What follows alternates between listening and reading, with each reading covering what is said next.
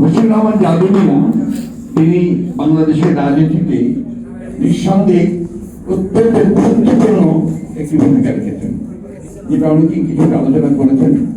আমি সেই বিষয়টি সম্পর্কে কথা বলতে চাই। বশির রহমান জাদুমিয়া সাহেবকে আমি ব্যক্তিগতভাবে খুব ঘনিষ্ঠভাবে চিনতাম না, কারণ তখন উনি যখন রাজনীতি অত্যন্ত সক্রিয়, সেই সময়টা আমি কিছুটা রাজনীতি থেকে দূরে ছিলাম। তাকে চিন্তার খুব ভালো করে জন্য একটা তার সঙ্গে আমাদের একটা পারিবারিক সম্পর্ক ছিল। আমার বাবা তিনি সহপাঠী ছিলেন, অন্যদিকে যেহেতু আমি ন্যাশনাল আওয়ামী পার্টির সঙ্গে একসময় যুক্ত ছিলাম, তার নেতা ছিলেন বশির রহমান জাদুমিয়া। তাকে অনেকেই এমনভাবে বলতে চেষ্টা করেন যে বশির রহমান জাদুমিয়া আসলে কিছুটা বিতর্কিত ছিলেন। আমি সেই দিকগুলো জানি না, ঠিক বিষয়ে বলতেও পারবো না। আমি তার যে ভূমিকাটা দেখেছি আপনার বাংলাদেশের রাজনীতিতে, সেটা সম্পর্কে একটু স্পষ্ট করে আমার ধারণা যেটা আমি সেটা আপনাদের বলতে চাই। বশির রহমান জাদুমিয়ার সবচেয়ে বড় যে ভূমিকাটা এই দেশের রাজনীতিতে একটা বড় ভূমিকা পালন করে, তা হচ্ছে বাংলাদেশ জাতীয়তাবাদী দল গঠন করার ক্ষেত্রে। এই দেশে যখন রাজনৈতিক পট পরিবর্তন হলো, সেই পট পরিবর্তনের পরে যখন শহীদ প্রেসিডেন্ট জিয়া রহমান তিনি রাষ্ট্র পরিচালনার দায়িত্ব নিয়ে আসার পরে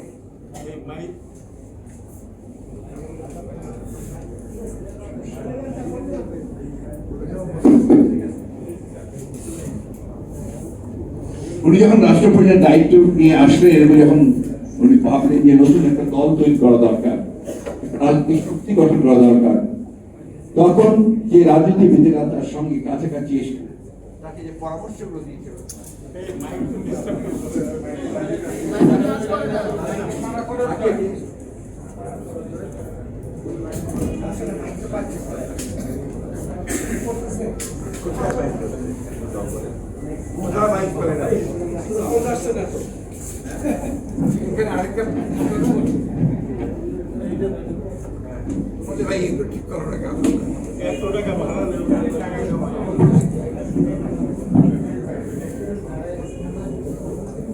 সেই সময়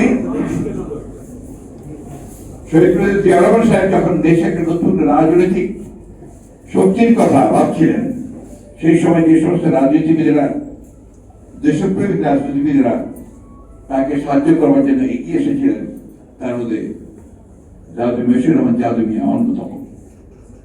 আমরা সেই ইতিহাসে আমি যেতে চাই না, কারণ ন্যায়কে বিলুপ্ত করে স্থগিত করে এই জিনিসটা স্থগিত করে তিনি যে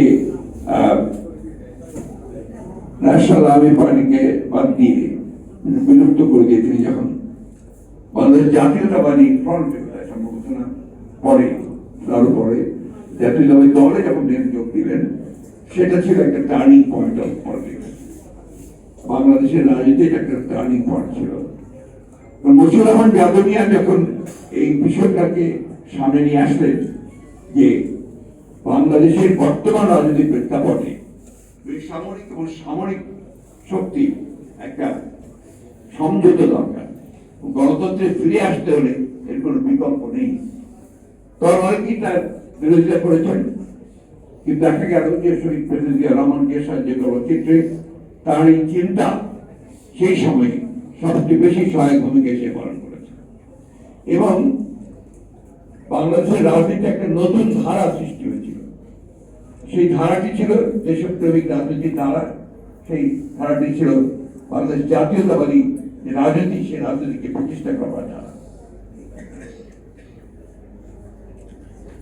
তিনি ফ্রন্ট গঠন করা হয়েছে প্রথমে, এবং সেই ফ্রন্ট গঠন করার পরে বাংলাদেশ জাতীয়তাবাদী দল গঠন করা হয়েছে।